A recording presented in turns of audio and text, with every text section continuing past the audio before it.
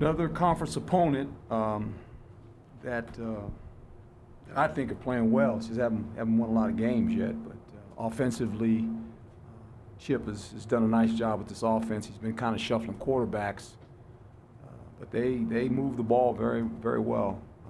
They played tough against Oregon. They have two Pac-12 wins against Cal on the road, and they beat Arizona as well. So they're an efficient offense. Defense is pretty athletic. They're a scary team. Time of possession, that's what Chip kind of likes. They're balanced. They got a good runner, run the ball fairly well. So this is a big test for us. We've been in this situation before when we won 2 in a row and didn't handle it very well. So opportunities in life come along, and when they come along, you have to take advantage of them. And we play at home. It's our last home game. Probably emotional for a lot of guys because they're seniors. A lot of seniors' parents will be here. All those things become distractions. And I think our focus needs to be very keen this week. This is an important game. They all become important in November. They're all games that can dictate what happens to you as a football team. So I think the mindset for our coaches is pretty much set. I've kind of gone over that yesterday. We had a good meeting with staff. Now we've got to get the players well aware of what's going on this week. As I said, senior week's always big. A lot of distractions. A lot of family coming in town. Players being pulled here or there. They're hearing about all these things that they can accomplish. You can't accomplish anything unless you got the right mindset, and that's go to work and go to practice. And so we're going to make sure that we get focused on practicing well this week, so we have an opportunity to win a game. Questions? Hold Rabino, Devil's Digest. Herm, you said in the past that this team did not handle success that well after the Michigan State game.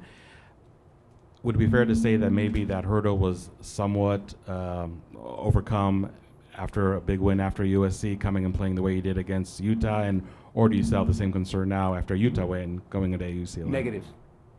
Negative on that question. We'll see. We'll see how we handle it. This team, like UCLA and like Arizona, new head coaches trying to build programs, and every time you play a game, you find out a little bit more about your football team. And so I think that's important, and we'll see where we're at after this game.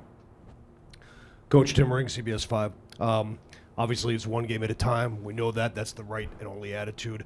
But you guys also have an opportunity now. You've put yourself in a position where you're 3 wins away from a berth in the Pac-12. I mean, but that's an opportunity that these kids have in front of it. Is it possible to use that big prize as part of the motivation tactic to make sure they take it one game at a time? Make sure you coach your team that way. I'm going to coach my team the way I think is necessary, and I think it's this week, and it's only this week. And I've always coached that way. I don't get involved in all that other stuff. It just doesn't make a whole lot of sense. When it shows up opportunity, you take advantage of it. We have an opportunity to try to win 3 in a row. We haven't done that. That's the biggest hurdle we got to face. Can we win 3 in a row? We haven't done it yet. I mean, so till we do that, we haven't done a whole lot. I mean, so we won 2 games in a row. Whoopee. Can we win 3? That's how I function. I don't get caught up in all that other stuff. It's just too much to handle. It's too much to explain and all that. Just win. If you win, it takes care of itself. Coach Paul Richardson with the Sports Game. Two questions. One, could you talk about the offensive line and the way they imposed their will in the fourth quarter, and then just kind of compare number 1 and how special he is? Well, offensive line, and starts with Coach Christensen and that group up front. I thought the acquisitions of both transfer players has helped us. They've been very solid, especially the last couple weeks.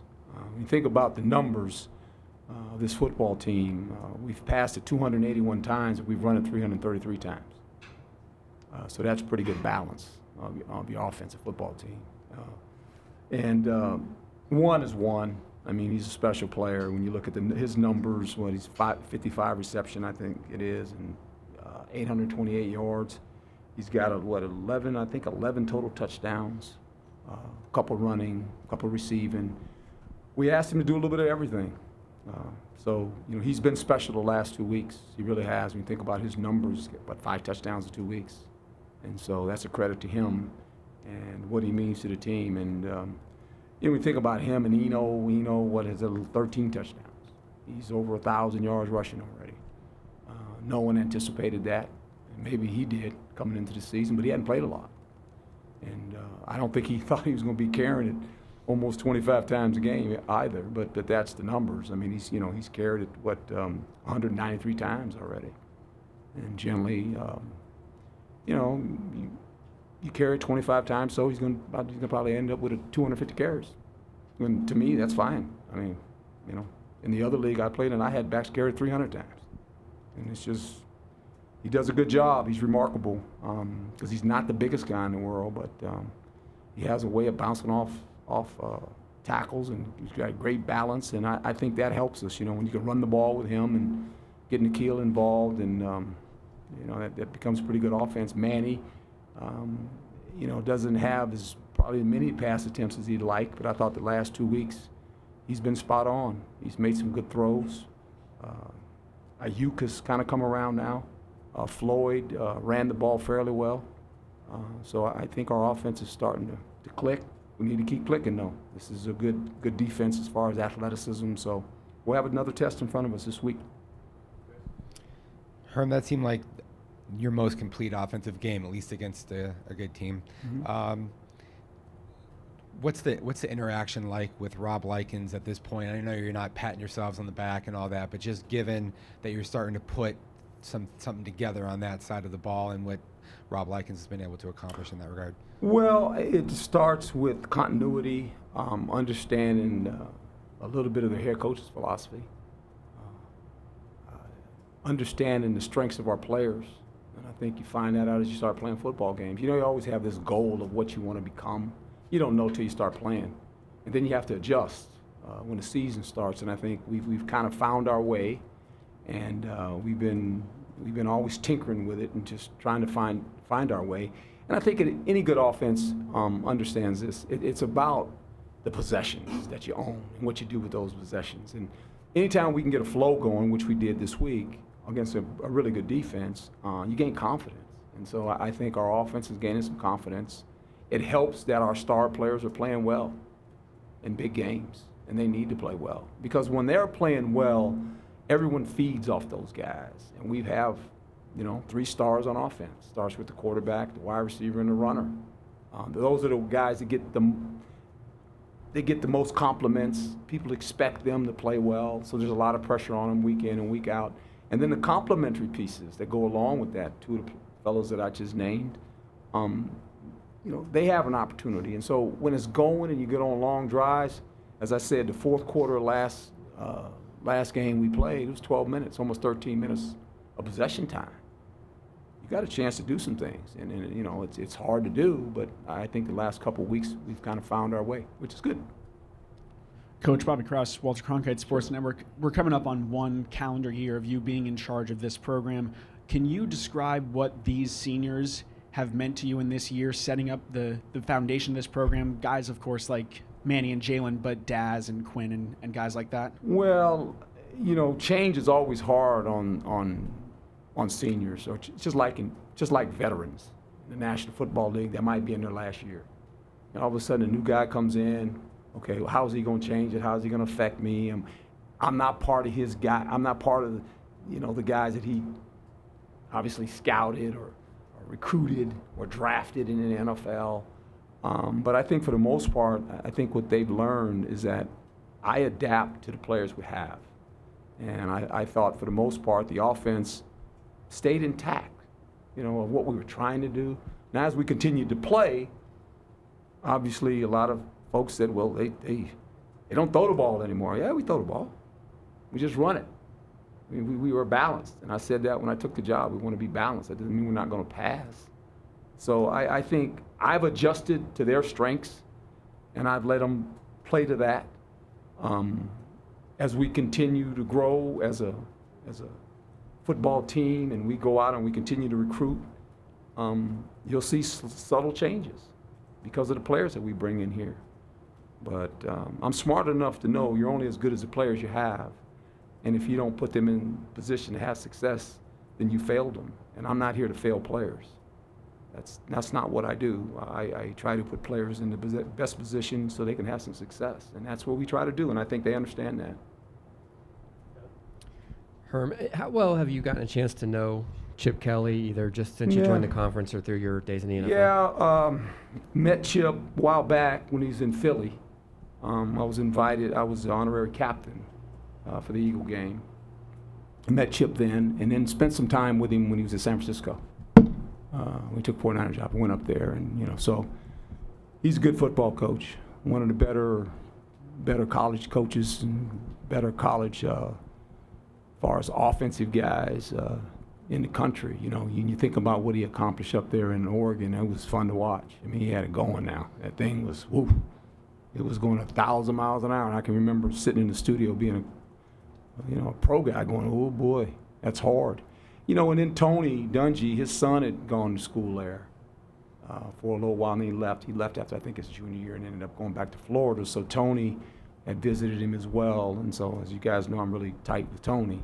And does a lot of good things, and kind of had a new way. He was kind of outside the box in thinking on how to train players and all that stuff. And so I like guys like that, people that'll go outside their comfort zone, and other people kind of question him, why is he doing that? He's, and he was very successful. And I think when he gets his players and he develops a system at UCLA, they're going to be really good. I mean, I think they're competing right now, and they've been in a lot of tight ball games. We're fortunate. We've been in some of those, and we've won. That's kind of how it works. But I respect him. He's a good football coach. Coach Michelle Gardner, Arizona Republic. The contribution of Brandon Ayuk in the game this week, you guys went to him more. He had more opportunity. Was it something you guys saw where you thought this could be a week he contributes more, or was it because the attention on Nikhil left him a little bit more open? Kind of twofold, but really, he comes out of junior college along with Floyd, and I thought, early in the season, they were like freshmen. Even though they're JC guys, it's new to them. The speed of the game, I think, caught them both by surprise. And they had some hiccups early, and they've overcome those hiccups now. They're more confident. You can see it every day in practice. I thought the catch Ayuk made against, I'd been Michigan State, the one on the boundary, I think, was out of bounds. He caught it. He struggled a little bit early, and then he made that catch, and I said, okay. And every week he kind of does a little something more.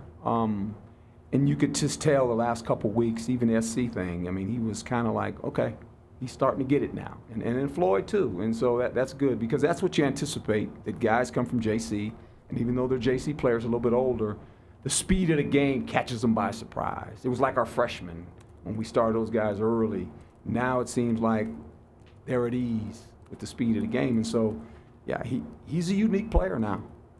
I mean, He's got some talent. It'll be fun to watch him continue to play. Coach, can you describe, after Manny throws the interception, what his demeanor's like on the sideline and what kind of enables him to bounce back from moments like that? Well, generally when something like that happens, I always address the quarterback to let him know it's okay, because the next time we go out there, the first play is going to be a pass. So we're going to get it out of your system. It's like the guy that drops the ball, Hey, guess what? I'm throwing you the ball next play. It's like the running back that fumbles the ball. You're getting the ball, partner. So don't let that, it doesn't bother me. It happens, it's ball. And he said, hey, Coach, that's on me. And I said, don't worry about it. We're good. So we'll stop him, and we're fortunate enough to stop him and keep playing. But I think, he realizes that I'm not one of those guys that all of a sudden change and you lose your demeanor. I've been there, been in too many games as a player and as a coach. It's more of settling. And just say, okay, what did you see? I made a bad decision. All right, good. And then we move on. We move on to the next series, and we talk about the next possession and what we're going to try to do. And I don't make a whole lot out of it. I just don't. You don't have time. No quarterback wants to throw the ball to the other guy. And it's just you get into that, and he knew he made a bad mistake, And the good part, he's played enough football where it didn't affect his confidence. And I think if I can, as soon as something like that happens to a player, I make sure I address it with them, because they always want to know what are they thinking. They're good. I'm going to throw another one. Don't worry about it. Just don't throw it to the other guy. And he's fine. So he was good. He's been good. He's been good the last 2 weeks. We need him to play good down the stretch. Good. Oh, yes. Uh-oh. Where's my hero back there? Luke Lipinski, Oh, Arizona yes. Sports. Question for you on Huh? Nikhil. Yes, sir. Yeah. With the national attention he's getting and with the future he probably has at the next level, it'd probably be easy for him to kind of get more individualistic. It seems like he's the opposite of that. Is that your influence, or is that just the way he is? I think he's that way, but I think he also, I think the talk we had at the beginning of the season, I called him and Manny in because they're two of the better players and they played a lot together. I just told them our personal goals. You know, they have to be connected. And I think we've got a pretty good relationship, to be quite honest. I talk to both those guys a couple times a week just to make sure we're all on the same page. But he knows that, you know, these last couple games are important because of what this team is trying to accomplish this year. And every day he goes out there and practice, he prepares. You know, when you watch guys prepare, you know they're going to play good. It's just, that's football. It's just guys that prepare and understand, yes, practice, nobody's out there. But when you watch him work, you're happy that he's having success because that's how it works in this game. You can't cheat the game of football. You cannot. It doesn't work that way. You got to put the work in. You got to put the work in when no one's out there. There's no fans, there's no popcorn, there's no scoreboard, there's no people. It's just a bunch of guys running around practicing. And the guys that are willing to do that, they play well. They just do. And the guys that don't, you could tell, they're not so good this week. You know, and that's what I've always witnessed about football. That is so important to put the preparation in because in this game you practice more than you play for the rest of your life. And I think the guys that get it early, they have success in this game. It's because it's a wonderful game. It really is. It's the greatest game I've ever been involved in. I don't sit in this seat without this game.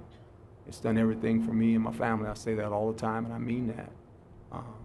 I owe whatever I have in my being to give back to football. And this is why I sit here today, to make sure these players understand that this is a fabulous game, and you learn a lot of life lessons when you do this. It teaches you things that you hold on to when you leave the game of football, and hopefully these guys understand that. Jeff Metcalf, Arizona Republic. You talked about the two-game winning streak at the beginning of the season and now this two-game winning streak. How is your team better positioned now to maintain that winning streak, the momentum, Well, as opposed to when you went to San Diego State? Well, I think they've gone through when they won too early and everybody telling them they were this and that, right? Well, this, you know, and obviously didn't handle very well. And so, you know, in life you don't get a lot of opportunities. Now this opportunity presents itself again where you've won two, and I made not light of it, but I said it after the game was over in the locker room. I told him, I said, hey, okay, big deal. Never won three. Can you do that? Let's see. That was kind of the challenge. Can you win three in a row? You haven't done it yet. So I don't know what we're all excited about. You know, I mean, that's just me. And maybe I should be all giddy. I've been doing this too long. Just, can you win three? You know, that's what you talk about. It's that. It's the next game. It's always the next game for me. It's never about other stuff. It's the next game. How do we prepare as coaches? How do we get the players prepared? And then how do they perform on the grass? And then and how you perform shows up. And then if you win, if we're fortunate enough to win, I'll be in here next Monday. And you know what I'll say? Hey, okay. Can you win another one? That's what we do. That's how I work. That's how it operates with me. I don't get caught up in anything else. I get caught up in the preparation that week to try to win a game. That's the fun of coaching. It's the preparation part. And then it's watching them on the field and making some decisions for them that I have to do as a head coach. But it's watching them and then the enjoyment when they win a game for me to walk in that locker room and sit on the table for 5 minutes and just watch them. I don't say a word. I just sit on the table. I just sit there and I just watch them. That's the joy for me at the end. I walk off the field and I say, I get to watch these guys. And I go sit in there and I just watch them. And they all know I'm watching. I just watch them. And then I'll speak to them and then they get to go home and do what they do. Herm, Tim Healy, ASU Radio. You have on your staff a potential future NFL Hall of Famer. I was wondering if you could talk about what having a man of Kevin Mawai's caliber, how that impacts your program. Well, it's fun to have Kevin because it's kind of ironic, you know, this football thing goes in circles. And I can remember when I was a rookie head coach with the Jets, he was on that football team. And generally before every game, there's a couple players that I hug. Just because I always told players, and it started with Lynch when I was in Tampa, I used to tell John right after the national anthem, I said, okay, give me a hug. I said, can a little bit of me go out there with you? Because I can't play anymore. And so I did the same thing when I was in New York. It was 3 guys on offense. It was a quarterback. I always hugged the quarterback. It was the runner, and it was Kevin Mawai. And so if you watch us before the game, first thing we said in the first game, he says, guess what? We get to hug each other again. That's a good thing. So there's a comfort there because I think what Kevin can do is give light to a lot of the coaches of kind of how I think and how I operate, because he was with me for 5 years. The good times, the playoff times, the not so good times, he knows how I operate. And a lot of the questions that a coach might have, they ask Kevin, what did you think? And Kevin will tell them, nah, don't ask him that. Probably not a good decision by you to ask him that, because I know what he's going to say. So he's kind of a mouthpiece for me. As far as the players, he's a wealth of knowledge. He's another guy, when you think about him, Antonio Pierce, Coach Nua, wide receiver Hagan, you know, all those guys have been to where these guys want to go. So during the course of a day, if you're not talking to them and you have potential and you have the ambitions of playing at that level, shame on you, because they have knowledge. They have experience. They know what it takes to play at that level. So it's fun having those guys, because a lot of questions that players might be fearful of asking me, they can ask those guys. And anything about me, there's 2 guys that know me better than anybody. It's Kevin Mawai and Nate Wainwright. You know, Nate Wainwright's my right-hand guy. I mean, he's kind of like, when I hired him here, everyone's going, what does he do? And everybody knows.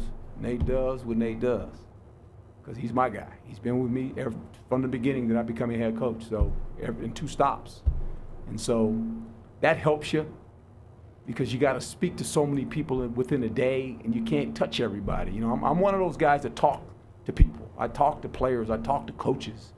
You know, I visited with every coach this week. I mean, since yesterday and today, I visited with every individual coach and told them what I expected from them with their group. And so you have to touch everybody. You got to go in the training room. You got to go in the equipment room. Those guys can help me because they kind of know where I'm at. They kind of look at my demeanor. They can look at my eyes. They can hear my tone when I speak. Kevin's heard it before. Nate's heard it before. So if they have to decode something, the coach says, what did he mean by that? And they go, this is what he meant. And so it's good to have those guys around. Good question. You always ask good questions. That's why you're a professional, seasoned professional. When you watch me play, I know you're a seasoned professional. Good. Thank you, folks. All right.